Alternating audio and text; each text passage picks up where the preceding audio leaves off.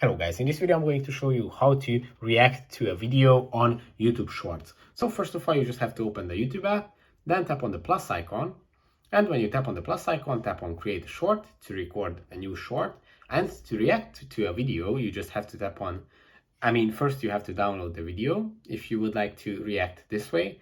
Then tap on the green screen icon where you can add any video for your background. So maybe if I want to react to this video that I recorded, I can choose the video. I can even cut it, so I can add the exact part that I would like to react to.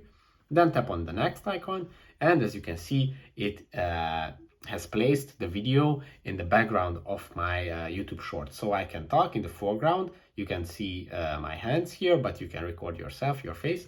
And when you start recording, it is actually going to start playing the video, so you can react to it like this.